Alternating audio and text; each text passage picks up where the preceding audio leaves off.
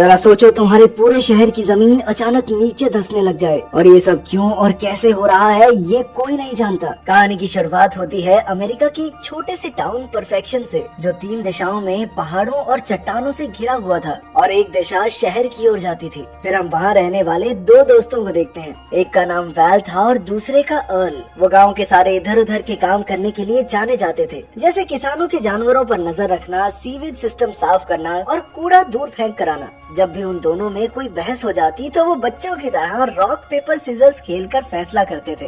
एक दिन जब वो किसी काम के लिए निकले तो उन्हें रास्ते में कोई बहुत सारे सामान के साथ दिखाई दिया। असल में ये पास की यूनिवर्सिटी की एक स्टूडेंट थी जो अपने प्रोजेक्ट पर काम कर रही थी। खैर, लड़की ने अपना नाम रोंडा बताया और वो धरती के नीचे होने वाली हलचल के बारे में पढ़ रही थी। फिर उसने उन दोनों से टाउन में होने वाली खुदाई के बारे में पूछा, क्योंकि उसकी मशीन के मुताबिक यहाँ की जमीन में बहुत हलचल हो रही थी। लेकिन अर्ल और वैल को इसके बारे में कुछ पता नहीं था, इसीलिए वो आगे बढ़ गए। खैर, फिर रोंडा दूसरी जगह अपनी मशीन लगाकर रीडिंग्स लेने गई। तभी अचानक कोई बड़ी सी चीज उसकी तरफ तेजी से बढ़ी और वो रोंडा तक पहुंचने ही वाली थी कि रोंडा ऐन वक्त पर अपनी गाड़ी में बैठकर निकल गई। उधर अर्ल और वैल कूड़ा फेंकने का काम खत्म करके कुछ पीने के लिए रुके। वैल ने कहा कि उनके जैसा काम पूरे टाउन में कोई नहीं कर सकता। उसने अर्ल से कहा कि उन्हें अपने भाव बढ़ाने होंगे, तभी उन्हें इज्जत मिलेगी। खैर, बाद में वो मेल्विन नाम के एक लड़के के घर का गटर साफ करने पहुंच गए, लेकिन ये काम काफी मुश्किल था, इसीलिए वो एक दूसरे पर इल्जाम लगाने लगे। तभी अचानक सीवेज पाइप फट गई और वो नाले के पानी से तरबतर हो गए। आखिरकार वो दोनों तंग आ गए और उन्होंने अपना सामान बांधकर परफेक्शन टाउन छोड़ने का फैसला किया।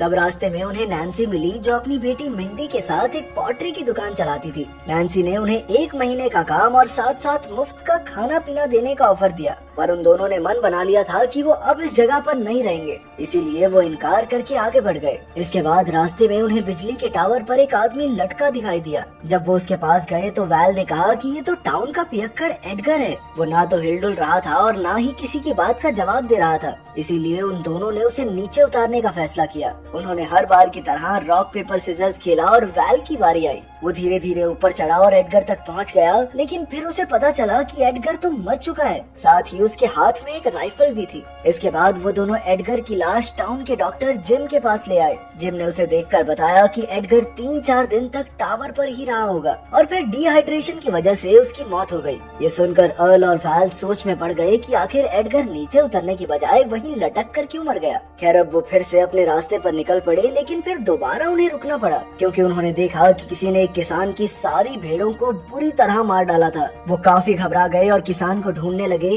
और तभी उन्होंने देखा कि किसान का भी कत्ल हो गया था। ये देखकर उनकी रूह कांप गई और उन्होंने जल्द से जल्द यहाँ से निकलने का फैसला किया। मगर जल्द ही उन्हें पता चला कि शहर की तरफ जाने वाली सड़क पहाड़ गिरने की वजह से बंद हो गई थी। उन्हें लगा कि ये सड़क बनाने वाले मजदूरों का काम होगा, इसीलिए वो मजदूरों को ढूंढने लगे। पर तभी उन्होंने देखा कि उनके हेलमेट्स खून और मांस से भरे पड़े थे। ये देखकर तो वो और ज्यादा डर गए और तुरंत टाउन की तरफ वापस भागे। रास्ते में अचानक ट्रक का टायर एक जगह फंस गया, पर फिर वैल के पूरी रेस देने पर वो किसी तरह बाहर निकल आया। आखिरकार जब वो टाउन में पहुंचे तो उन्होंने लोगों को इस सारी घटना के बारे में बताया। तभी लोगों ने देखा कि वैल के ट्रक के टायर में एक लंबा सा सांप जैसा जानवर फंसा हुआ था। शायद इसी वजह से उनका ट्रक आगे नहीं बढ़ रहा था। तब बर्ट नाम के एक आदमी ने कहा कि शायद ऐसे और भी जानवर यहाँ मौजूद होंगे, इसीलिए उन सबको सावधान रहना चाहिए। बर्ट और उसकी पत्नी हेदर ने बुरे वक्त के लिए बहुत सारे हथियार जमा कर रखे थे। उधर रात के समय जिम और उसकी पत्नी मेगन एक वैन में अपना घर बनाने में लगे हुए थे।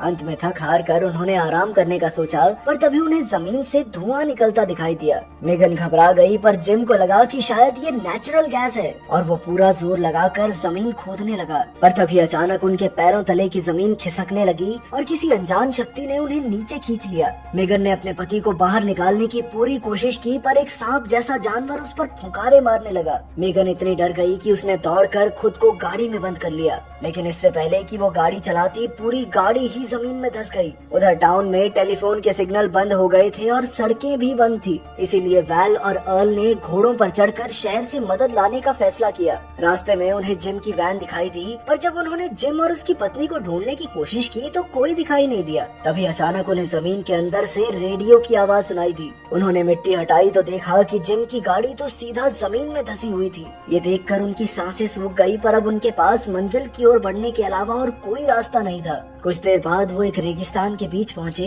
जो देखने में तो सुरक्षित लग रहा था, पर उनके घोड़े अजीब तरह से हिनहिनाने लगे और देखते ही देखते घोड़ों ने उन्हें जमीन पर पटक दिया। तभी जमीन से वही अजीबोगरीब जानवर बाहर आया और उनके घोड़ों को कच्चा चबा गया। ये देखकर वैल ने गुस्से में उस पर बंदूक चला दी, पर इससे तो वो जानवर और भयानक हो गया। अब वो दोनों तुरंत पहाड़ियों की ओर भागे और उनका पीछा करने वाला जानवर अचानक से एक बड़ी सी दीवार से टकराकर मारा गया।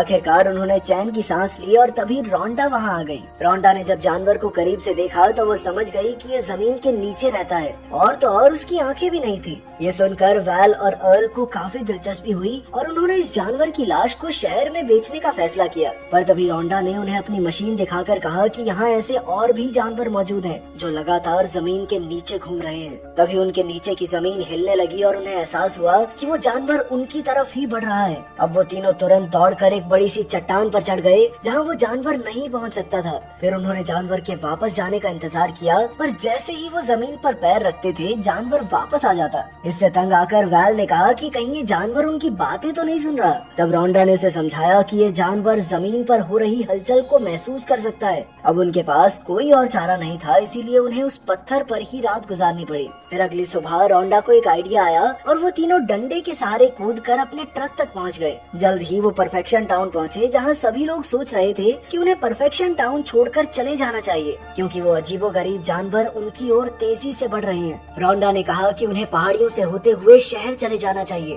तभी अचानक उन्हें मेल्विन के चिल्लाने की आवाज सुनाई दी। उन्होंने तुरंत बाहर आकर देखा कि वो बिजली के खंभे पर डर के मारे लटका हुआ था। उन्हें लगा कि मेल्विन मजाक कर रहा है, इसीलिए उन्होंने मेल्विन को नीचे आने को कहा। लेकिन तभी वो जानवर जमीन फाड़कर बाहर आ गया। उसे देखकर सब डर के मारे अंदर भाग गए, मगर वो जानवर बिना आवाज मेडिकल स्टोर के नीचे आ पहुंचा। तभी वैल ने सोचा कि जानवरों को यहाँ इंसानों के होने की भनक कैसे लगी। फिर उसे पता चला कि बाहर मिंडी अपनी पोगो स्टिक पर कूद रही थी। उसकी जान खतरे में थी, इसीलिए वैल अपनी जान दांव पर लगाकर उसकी ओर भागा और ऐन मौके पर उसे धक्का दे दिया। तभी जानवर जमीन से निकलकर उसकी पोगो स्टिक निकल गया। फिर नैन्सी तो मिंडी को लेकर अंदर भाग गई, लेकिन वो जानवर वैल के पीछे पड़ गया। वहीं दूसरी ओर एक और जानवर अर्ल और रोंडा की तरफ बढ़ रहा था। उसे देखते ही अर्ल स्टोर की तरफ दौड़ा, लेकिन रोंडा मेल्विन की ओर भागी। पर अचानक उसका पैर तारों में फंस गया। पर तब वैल ने एक बार फिर से बीच में आकर कुल्हाड़ी से जानवर पर वार कर दिया। इस तरह उसने रोंडा की जान बचाई और सभी स्टोर की तरफ भागे।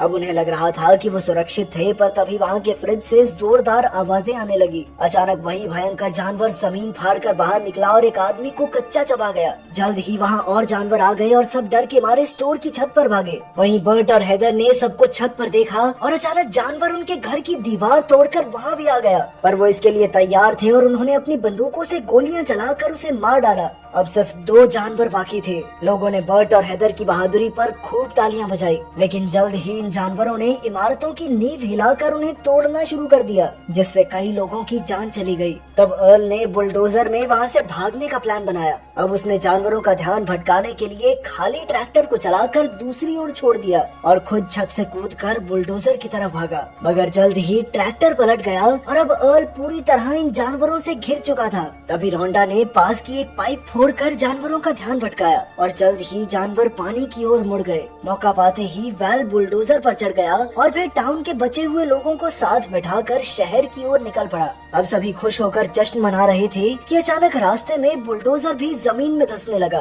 वो समझ गए कि ये जानवर इतनी आसानी से उनका पीछा नहीं छोड़ने वाले, इसीलिए वो सब फटाफट एक पत्थर पर चढ़ गए। तभी अर्ल को एक आइडिया सूझा। उसने कहा कि उन्हें इन जानवरों पर बर्ट के बनाए हुए बॉम्ब से हमला करना चाहिए। फिर उसने बर्ट का बनाया हुआ बॉम्ब एक रस्सी से बांधा और बड़ी चालाकी से जानवर के पास फेंक दिया। जैसे ही जानवर ने उसे खाया तभी जबरदस्त धमाका हुआ और उस जानवर के टुकड़े टुकड़े हो गए। इसके बाद उन्होंने आखिरी जानवर के पास भी वैसा ही बॉम्ब फेंका। जानवर ने उसे दांतों से पकड़ा, पर अचानक उसे अर्ल के साथियों की ओर फेंक दिया। धमाके से बचने के लिए सभी अपनी जान बचाकर भागे और इसी बीच वैल, अर्ल और रोंडा एक दूसरे से अलग हो गए। वो तुरंत एक चट्टान की ओर भागे, पर तभी वो जानवर उनके करीब आ गया, जिसके बाद वो एकदम जमकर खड़े हो गए जैसे उनमें जान ही ना हो। इस तरह वो फिर से उस जानवर को चकमा देने में कामयाब रहे, क्योंकि वो सिर्फ आवाज के जरिए ही अपने शिकार को पकड़ता था। तभी वैल के दिमाग में एक खतरनाक आइडिया आया। वो अर्ल और रोंडा के साथ तेजी से खाई की ओर भागने लगा और जल्द ही वो चट्टान के आखिर तक पहुंच गए।